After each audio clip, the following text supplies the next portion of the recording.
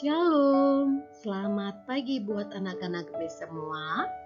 Hari ini kita belajar mata pelajaran pendidikan agama Kristen. Nah, pada pertemuan ini kita masuk pada pertemuan 9 dengan judul materi Roh Kudus Penolongku. Nah, anak-anak nih semua, sebelum kita mengawali pembelajaran kita pada pagi hari ini, ada baiknya kita awali dengan berdoa. Kita berdoa secara pribadi.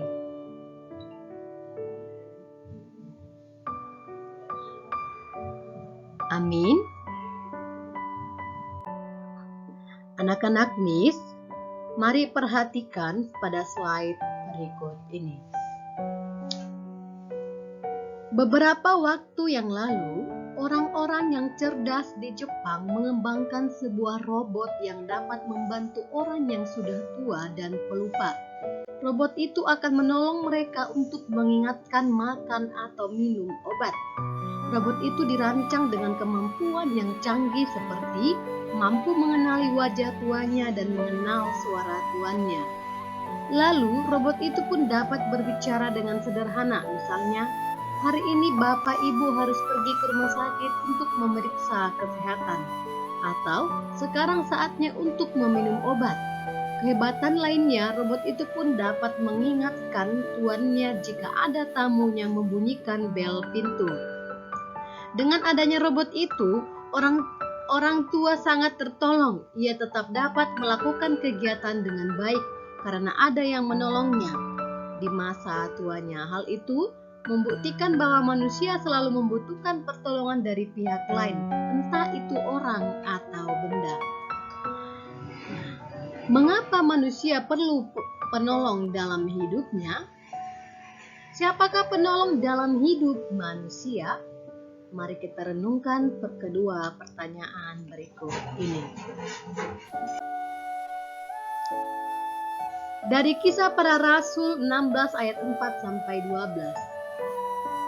Berkisah tentang Paulus dan Silas. Paulus dan Silas adalah pelayan-pelayan Tuhan yang memberitakan kabar baik tentang Yesus Kristus kepada banyak orang. Karena tugas itu, mereka pergi dari satu tempat ke tempat yang lain.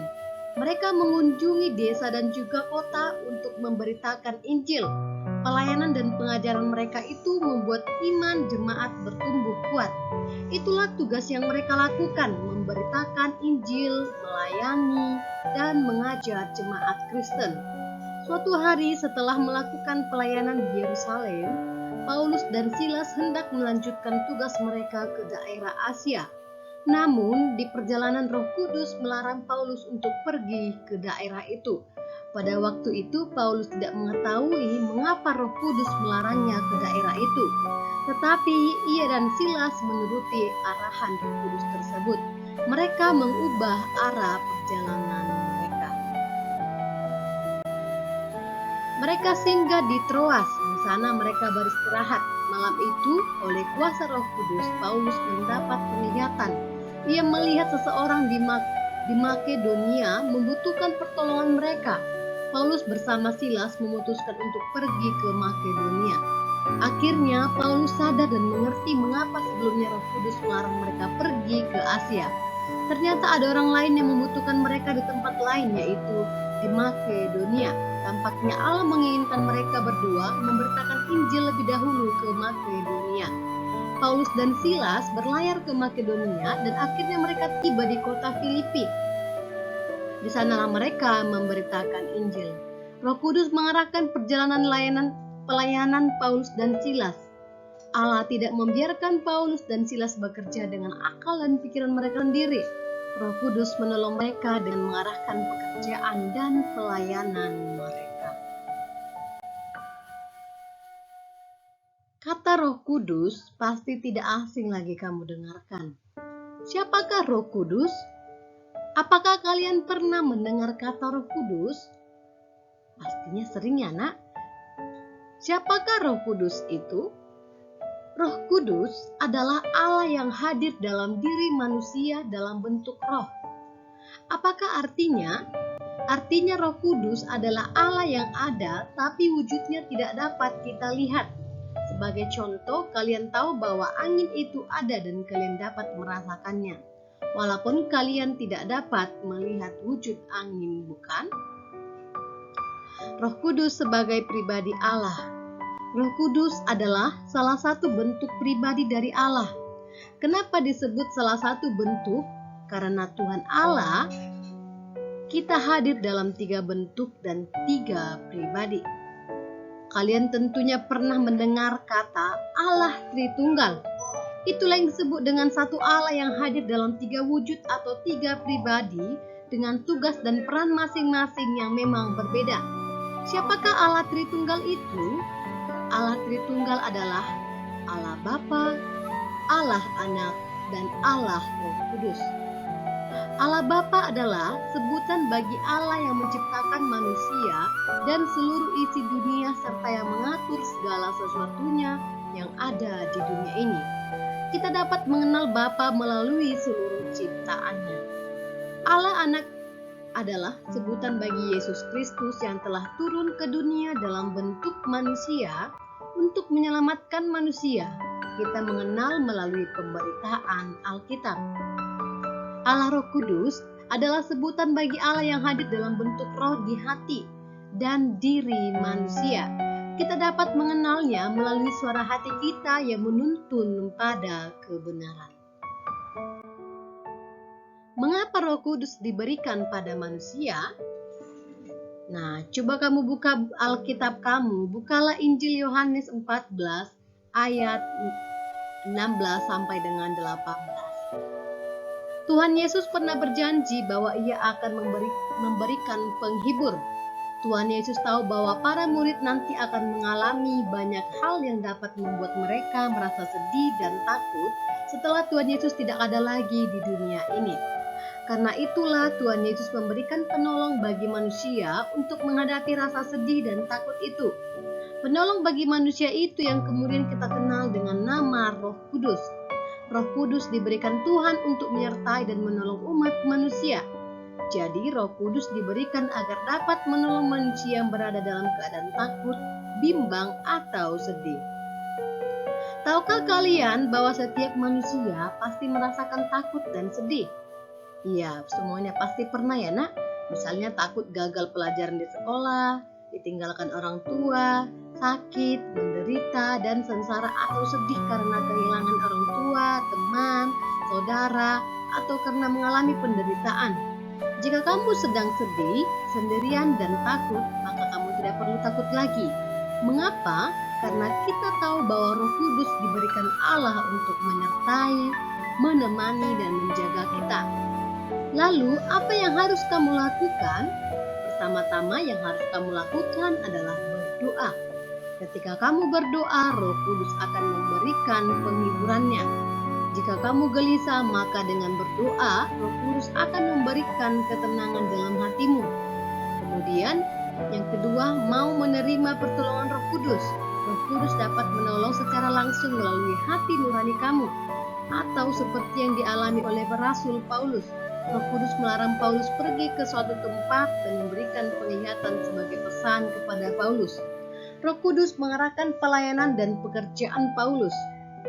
Paulus memahami itu sebagai kehendak Allah. Roh Kudus yang menuntun dan menolong Rasul Paulus yang selalu bersandar pada Tuhan. Allah tidak pernah meninggalkan orang-orang yang Ia kasihi. Allah selalu menolong dengan Roh-Nya yang kudus. Menghayati peran Roh Kudus. Dalam kehidupan sehari-hari, ada saja peristiwa yang kita alami yang membutuhkan pertolongan.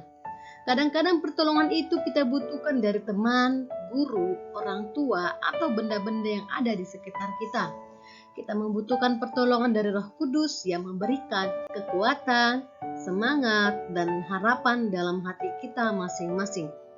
Roh Kudus membuat kita tidak putus asa atas melakukan perbuatan yang buruk, misalnya menyakiti hati orang lain dengan kata-kata perbuatan, melampiaskan kekesalan, merusak barang-barang, atau melakukan bunuh diri.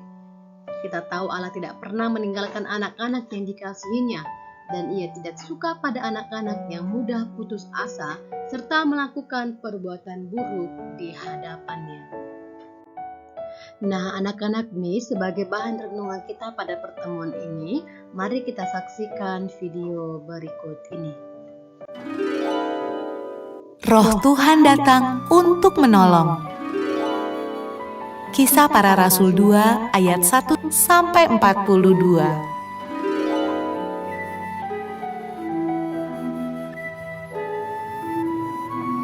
Setelah Yesus naik ke surga, murid-murid dan orang-orang yang percaya kepada Yesus berdoa di sebuah ruangan besar.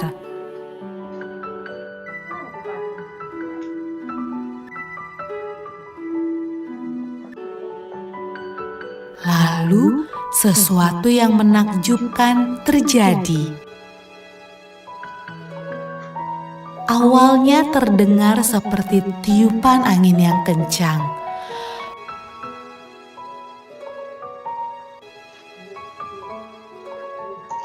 Lalu, lidah-lidah api bermunculan di atas kepala semua orang dalam ruangan itu. Roh Tuhan datang, dan semua orang mulai berbicara dengan bahasa yang berbeda-beda. Inilah hadiah dari surga yang Yesus janjikan kepada murid-muridnya. Murid-murid Yesus sangat senang. Roh Tuhan datang untuk hidup bersama mereka dan menolong mereka.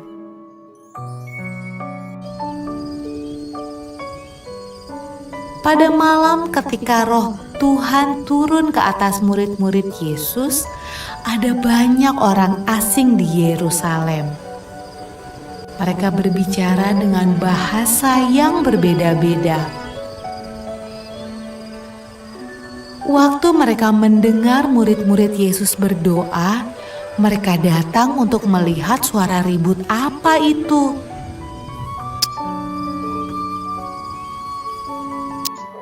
Mereka menemukan murid-murid Yesus sedang menceritakan perbuatan Yesus yang ajaib.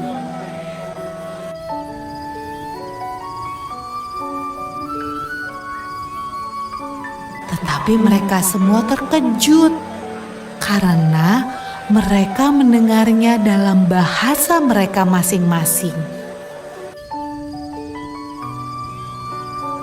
Wah, apa artinya ini? Tanya mereka.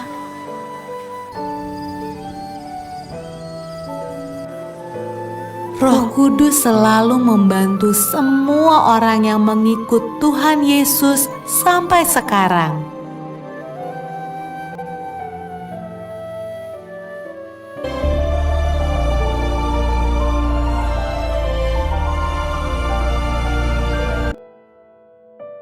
Nah, kamu telah merenungkan video mengenai kehadiran Allah dalam bentuk Roh Kudus.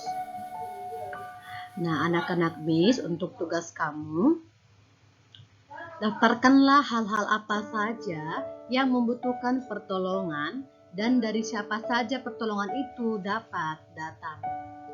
Nah, contohnya itu kamu buat dalam bentuk tabel ini.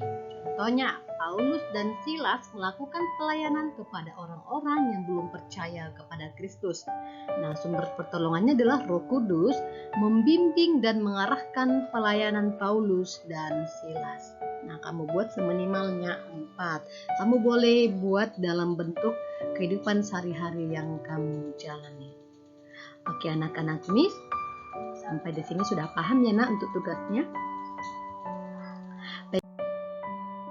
Anak-anak Miss, demikianlah pembelajaran kita pada hari ini, dan jangan lupa untuk mengerjakan tugasnya dan membuat catatannya. Oke anak-anak Miss, sebelum kita akhiri pembelajaran kita pada hari ini, ada baiknya kita berdoa secara pribadi.